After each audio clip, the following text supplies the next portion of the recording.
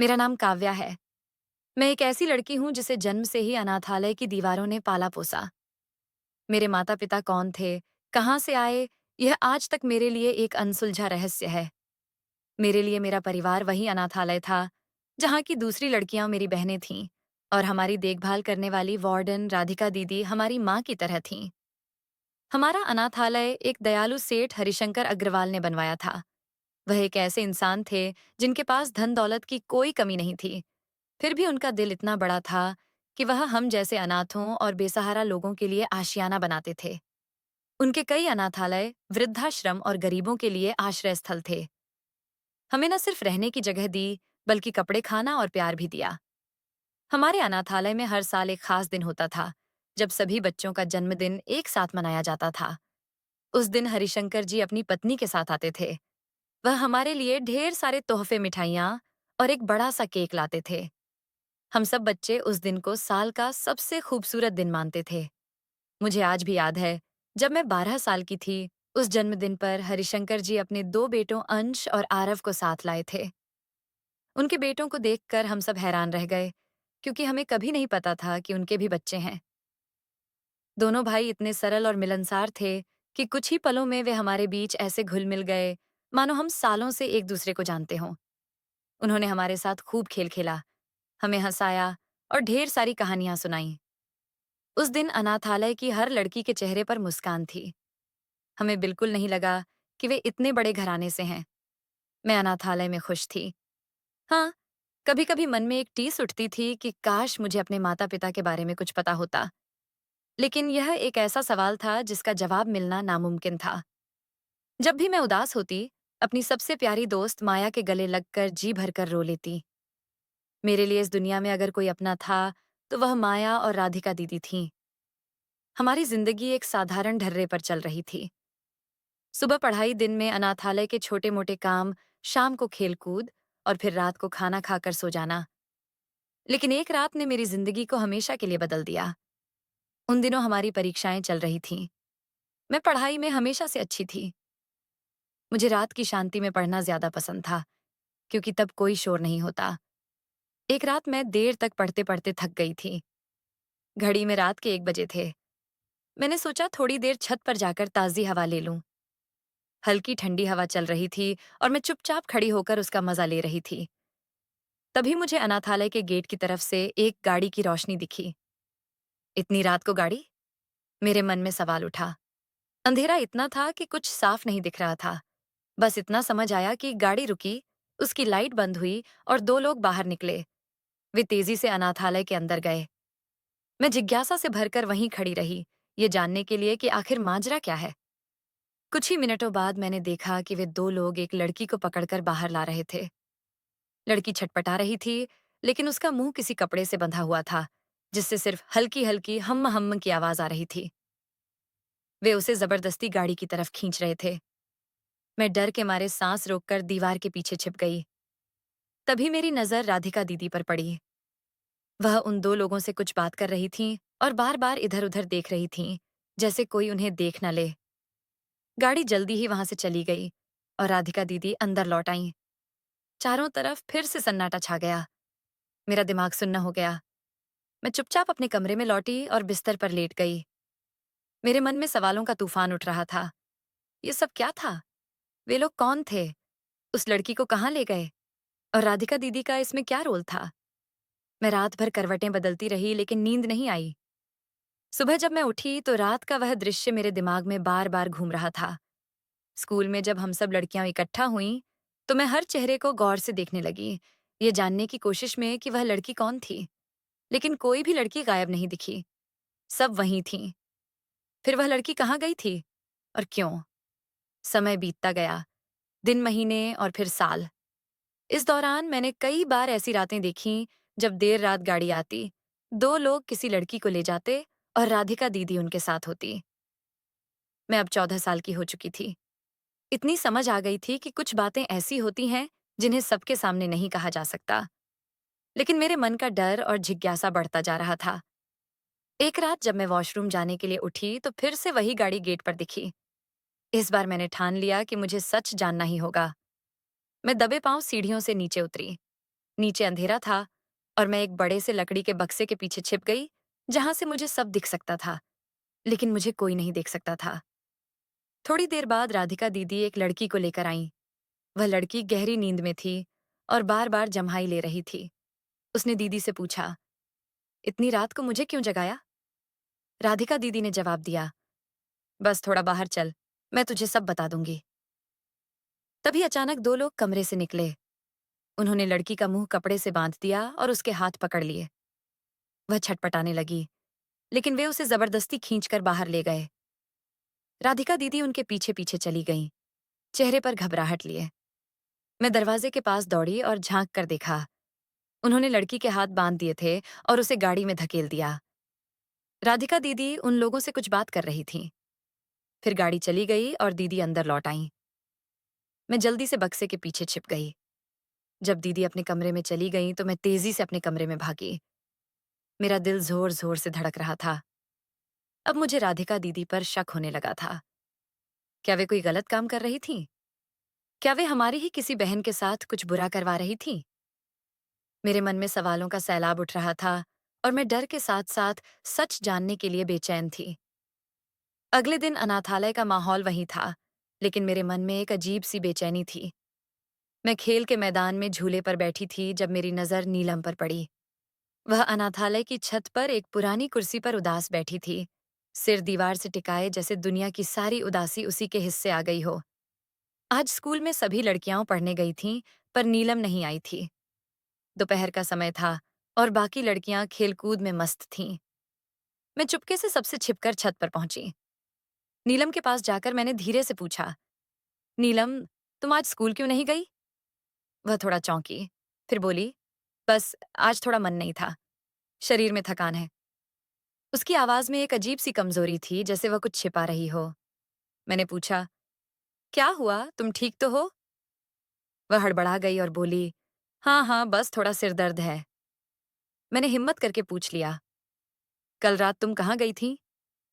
मेरा सवाल सुनते ही उसके चेहरे का रंग उड़ गया। वह गुस्से में बोली, क्या बकवास कर रही हो काव्या? मैं कहीं नहीं गई, यहाँ से तो मैं निकलती भी नहीं। हमारे पास जाता कौन है इस दुनिया में? मैंने उसकी आंखों में देखा और कहा, नीलम, मैंने तुम्हें रात को जाते देखा था, सच बताओ क्या हुआ? वह और भड़क गई, तू पागल हो गई है। अगर तूने ऐसी बातें की तो मैं राधिका दीदी से शिकायत कर दूंगी कि तू मुझे तंग कर रही है। राधिका दीदी का नाम सुनते ही मेरे मन में डर का साया मंडराने लगा। अगर नीलम ने उन्हें बता दिया कि मैंने रात का वह दृश्य देख लिया, तो न जाने क्या होगा। मैंने तुरंत बात संभाली, ठीक है, शायद मुझे गलतफहमी हुई, माफ कर देना। वह बोली, जा, मुझे अकेला छोड़ दे। मैं वहां से चली गई, लेकिन जैसे ही मैं मुड़ी, मैंने देखा कि नीलम की आंखों में आंसू छलक आए और वह चुपके से रोने लगी। मेरे मन में शक और गहरा हो गया। कुछ तो गलत था, कुछ ऐसा जो कोई नहीं बता रहा था। कुछ दिन ऐसे ही बीत गए। एक रात मैं अपने कमरे में सो रही थी। अनाथालय में हर कमरे में 4 लड़कियां साथ रहती थीं। मेरी सबसे प्यारी दोस्त माया मेरे साथ ही थी। रात के करीब 1 बजे होंगे जब मुझे हल्की सी आहट सुनाई दी। मैंने आंखें खोलीं तो देखा कि राधिका दीदी माया को धीरे से उठाकर कहीं ले जा रही थीं। मेरा दिल जोर जोर से धड़कने लगा। क्या वे माया के साथ भी वही करने वाली थीं जो मैंने पहले देखा था? मैं बिस्तर से उठी और उनके पीछे भागी, लेकिन दरवाजा बाहर से बंद था। मैं घबरा गई। मैंने खिड़की से झांका तो वही गाड़ी गेट पर खड़ी थी। कुछ ही पलों में मैंने देखा कि 2 लोग माया को पकड़कर गाड़ी की ओर ले जा रहे थे। वह छटपटा रही थी, लेकिन उसका मुंह बंधा हुआ था। गाड़ी जल्दी ही वहां से चली गई और मैं अपने कमरे में अकेली बेबस रोती रह गई। मैं अपनी सबसे अच्छी दोस्त को नहीं बचा पाई। राधिका दीदी पर मेरा गुस्सा 7वें आसमान पर था, लेकिन मैं कुछ कर नहीं पा रही थी। सारी रात मैं बिस्तर पर पड़ी माया के बारे में सोचती रही। सुबह जब आंख खुली तो मैंने देखा कि माया अपने बिस्तर पर थी। मैं दौड़कर उसके पास गई। उसकी हालत देखकर मेरा दिल बैठ गया। उसे तेज बुखार था और उसके चेहरे पर थकान और दर्द साफ दिख रहा था। उसके हाथों पर खरोंच के निशान थे। मैंने उसे पानी पिलाया और दवा दी। उसने धीमी आवाज में कहा, काव्या, मुझे बहुत दर्द हो रहा है, मुझे आज मत उठाओ। मैंने चुपके से पूछा, माया, रात को तुम कहाँ गई थी? सच बताओ। वह बोली, मैं कहीं नहीं गई, मैं तो यहीं थी। मैंने गुस्से और दुख के साथ कहा, माया तू मेरी सबसे अच्छी दोस्त है, मुझसे झूठ क्यों बोल रही है? मैंने तुझे रात को जाते देखा था, ये चोटें कैसे आईं? वह हड़बड़ा गई और बोली, ये तो मुझे सोते वक्त बिस्तर से लग गई होंगी। तुझे गलत फहमी हुई है काव्या। मैंने कहा, यह कैसे हो सकता है? तुझे इतना बुखार, ये निशान, ये सब कैसे? लेकिन माया ने मेरी कोई बात नहीं मानी। उसने सब कुछ गलतफहमी कहकर टाल दिया। उस दिन के बाद माया बहुत चुप-चुप रहने लगी। वह मुझसे पहले की तरह खुलकर बात नहीं करती थी। मेरे मन में गुस्सा और बेचैनी बढ़ती जा रही थी। मुझे अब सच जानना ही था। मैं और बर्दाश्त नहीं कर सकती थी कि मेरी दोस्त के साथ ऐसा हो और मैं चुप रहूं। कुछ दिन बाद फिर वही रात आई। मुझे गाड़ी की आवाज सुनाई दी। मैं तुरंत छत पर गई। वे दोनों लोग अनाथालय के अंदर जा चुके थे। मैं दूसरी सीढ़ियों से चुपके से नीचे उतरी और गाड़ी के पास पहुंची। जब मैंने देखा कि आसपास कोई नहीं है तो मैंने गाड़ी की डिक्की खोली और एक चादर ओढ़कर उसमें छिप गई। थोड़ी देर बाद मुझे एक लड़की की दबी हुई आवाज सुनाई दी। राधिका दीदी उन लोगों से कह रही थीं, सुबह होने से पहले इसे वापस लाना, इसका ख्याल रखना। एक आदमी ने हंसते हुए जवाब दिया, चिंता मत करो, रात का मजा तो रात में ही है। उनकी हंसी मेरे कानों में चुभ रही थी। फिर उन्होंने उस लड़की को गाड़ी में डाला और गाड़ी चल पड़ी। लगभग आधे घंटे बाद गाड़ी रुकी। मैं चुपके से डिक्की में लेटी रही। बाहर तेज संगीत की आवाज आ रही थी और ऐसा लग रहा था जैसे वहां बहुत सारे लोग हों। जब मुझे लगा कि वे लोग लड़की को लेकर कहीं चले गए, तो मैंने डिक्की से झांका। बाहर एक बड़ा सा मकान था, जिसके अंदर से रोशनी आ रही थी, लेकिन सारी खिड़कियां और दरवाजे बंद थे। मैं डर रही थी, लेकिन माया और दूसरी लड़कियों की खातिर मुझे हिम्मत जुटानी थी। मैं धीरे से डिक्की से निकली और मकान के पास लगे बड़े-बड़े गमलों के पीछे छिप गई। तभी अंदर से एक लड़की की चीख सुनाई दी। वह रो रही थी, गिड़गिड़ा रही थी, मुझे छोड़ दो, मैं तुम्हारी माँ बहन की तरह हूं। लेकिन वहां मौजूद लोग हंस रहे थे। एक ने कहा, चुप कर, मजा लेने का समय है, बकवास बंद कर। उसकी चीखें और तेज हो गईं। मैंने हिम्मत करके खिड़की के पास जाकर झांकने की कोशिश की, लेकिन पर्दों ने सब कुछ ढक रखा था। तभी हवा से पर्दा हिला और जो मैंने देखा उसे देखकर मेरे पैर कांपने लगे। वह लड़की पूरी तरह बेबस थी और उसे कई लोग घेरे हुए थे। वे राक्षसों की तरह हंस रहे थे और उसके साथ कुछ ऐसा कर रहे थे जिसे देखकर मेरा दिल दहल गया। मैं और नहीं देख पाई। मेरे पैर लड़खड़ा गए और मैं वहीं गमले के पीछे बैठ गई। मेरा मन डर और गुस्से से भर गया था। मुझे समझ नहीं आ रहा था कि अब मैं क्या करूं। वह भयानक मंजर मेरे दिल दिमाग पर छाया रहा। उस लड़की की चीखें, उन आदमियों की गंदी हंसी और उनकी घिनौनी बातें मेरे कानों में गूंजती रहीं। मैं गमले के पीछे छिपी अपने आंसुओं को दबाए सिसक रही थी। कई घंटों तक वह क्रूर खेल चलता रहा। फिर जैसे ही सुबह की पहली किरण की आहट हुई, एक आदमी ने कहा, चलो, इसे वापस अनाथालय छोड़ आते हैं। ये सुनते ही मैंने अपने डर को किनारे किया और तेजी से गाड़ी की डिक्की में लौटकर छिप गई। उस लड़की को गाड़ी में लाकर पटक दिया गया। वह कराह रही थी, मानो उसकी सारी ताकत छीन ली गई हो। मैं चुपके से रोती रही, अपने दिल की धड़कनों को थामे। आधे घंटे बाद हम अनाथालय पहुंचे। जैसे ही वे लोग उस लड़की को अंदर ले गए, मैं चुपके से डिक्की से निकली और पिछली सीढ़ियों से अपने कमरे में भागी। बिस्तर पर दुबक कर मैं फूट-फूट कर रोने लगी। मेरे मन में भगवान से सवाल उठ रहे थे। हम अनाथों का क्या कसूर था? पहले तो हमें माता-पिता का प्यार नहीं मिला और अब यह क्रूरता? क्या हमारा कोई रक्षक नहीं? मैं घंटों रोती रही, लेकिन फिर मैंने ठान लिया कि अब चुप नहीं रहूंगी। मुझे अनाथालय की लड़कियों को इस दर्द से बचाना होगा। 2 दिन बाद अनाथालय में हम सभी का जन्मदिन मनाया जाने वाला था। हरिशंकर जी अपने बेटों अंश और आरव के साथ आए। चारों तरफ खुशी का माहौल था। बच्चे हंस रहे थे, खेल रहे थे, लेकिन मेरा मन भारी था। मैं एक मौके की तलाश में थी। तभी अंश भैया मेरे पास आए और बोले, काव्या, तुम इतनी चुप क्यों हो? चलो, हमारे साथ खेलो। मैंने हिम्मत जुटाई और कहा, भैया, मुझे आपसे अकेले में बात करनी है। वे थोड़ा चौंके, लेकिन बोले, चलो, अंदर बैठकर बात करते हैं। कमरे में पहुंचकर मैंने सारी बात बता दी। मेरी बात सुनकर अंश भैया के चेहरे पर हैरानी छा गई। उन्होंने कहा, काव्या, ये बहुत बड़ा आरोप है। राधिका दीदी सालों से यहाँ हैं और पापा का उन पर भरोसा है। बिना सबूत के ये बात पापा नहीं मानेंगे। मैंने कहा, भैया, मैंने सब अपनी आंखों से देखा। मैं खुद सबूत हूं। उन्होंने गंभीर होकर कहा, ठीक है, लेकिन हमें और पक्के सबूत चाहिए। तुम जो बता रही हो, इसमें कई लोग शामिल हो सकते हैं। तुम चुप रहो, किसी से कुछ मत कहना। मैं इसकी जड़ तक जाऊंगा।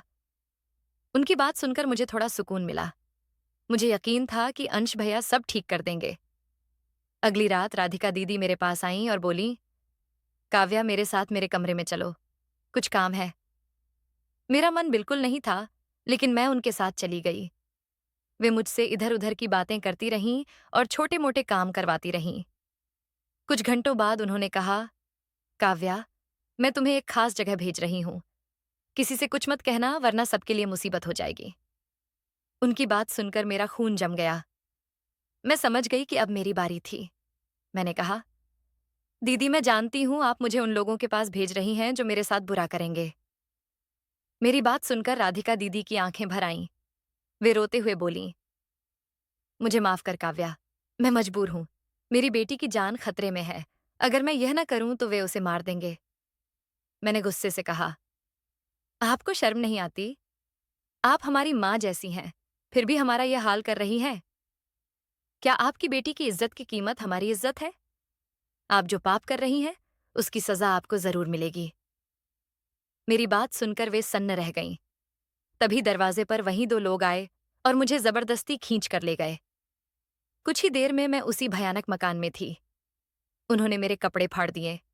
मैं चीख रही थी, गिड़गिड़ा रही थी, मुझे छोड़ दो, मैं तुम्हारी बहन जैसी हूं। लेकिन वे राक्षस हंस रहे थे। मैंने भागने की कोशिश की, पर उन्होंने मुझे पीटना शुरू कर दिया। मैंने आखिरी उम्मीद में चिल्लाया, अंश भैया, मुझे बचा लो।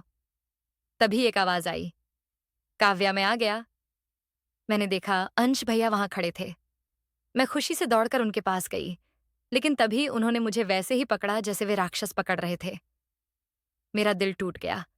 मैंने कहा, भैया, आप ये क्या कर रहे हैं? उन्होंने मेरे बाल खींचे और बोले, वही जो तेरा हक है। तुझे क्या लगा तू सब जान गई? ये सब मैं ही करवा रहा हूं। तभी मैंने देखा आरव भी वहां था। दोनों भाई इस गंदे खेल में शामिल थे। मेरी सारी उम्मीदें चूर चूर हो गईं। मैं बेसुध होकर जमीन पर गिर पड़ी। वे मेरे ऊपर टूट पड़े। मैं बस आंखें बंद किए आंसू बहाती रही और भगवान से प्रार्थना कर रही थी कि कोई तो मुझे बचा ले। अचानक बाहर से गोली की आवाज आई। वह हंसी और शोर सन्नाटे में बदल गया। कुछ ही पलों में पुलिस वाले अंदर घुसे। उनके पीछे हरिशंकर जी थे और साथ में राधिका दीदी। दीदी ने मुझे तुरंत चादर से ढका और मुझे गले लगाकर रोने लगीं। वे बार बार माफी मांग रही थीं। हरिशंकर जी ने अंश और आरव को थप्पड़ मारे और पुलिस से कहा, इन दरिंदों को ले जाओ और कड़ी सजा दो। फिर उन्होंने मुझसे माफी मांगी। काव्या, मुझे नहीं पता था कि मेरे अपने बेटे ये सब कर रहे हैं। मैं समाज सेवा करता था, लेकिन मेरे घर में ही राक्षस पल रहे थे। अगर आज राधिका ने मुझे फोन न किया होता तो यह गंदा खेल न जाने कब तक चलता। राधिका दीदी ने रोते हुए कहा, मैं डर गई थी काव्या। मुझे मेरी बेटी की जान की धमकी दी गई थी, लेकिन तुम्हारी बातों ने मुझे हिम्मत दी। मैंने हरिशंकर जी को सब बता दिया। हरिशंकर जी ने कहा, राधिका, तुमने भी गलती की। ये हिम्मत तुम्हें पहले दिखानी चाहिए थी। मैंने तुम्हें सजा से बचा लिया, लेकिन अनाथालय की लड़कियों ने मुझे कुछ क्यों नहीं बताया? राधिका दीदी ने बताया। वे लड़कियों के गलत वीडियो बनाकर उन्हें धमकाते थे कि अगर कुछ बोला तो उनकी जिंदगी बर्बाद कर देंगे। हम अनाथालय लौट आए। वह रात मेरे लिए एक सदमा थी जिससे मैं लंबे समय तक उभर नहीं पाई। लेकिन मैंने उस दिन ठान लिया कि मैं पढ़ लिख कर पुलिस अफसर बनूंगी। मैं ऐसी हर लड़की की रक्षा करूंगी जिसका कोई नहीं। मैं नहीं चाहती कि कोई और अनाथ इस दर्द से गुजरे। इस तरह मेरी कहानी ने मुझे एक नया मकसद दिया। मैं अब सिर्फ एक अनाथ नहीं थी, मैं एक उम्मीद थी जो दूसरों के लिए लड़ना चाहती थी। आशा करती हूँ आपको हमारी कहानी अच्छी लगी होगी। अगर आपको हमारी कहानी अच्छी लगी तो वीडियो को लाइक और शेयर करें, चैनल को सब्सक्राइब करें। वीडियो देखने के लिए आपका धन्यवाद।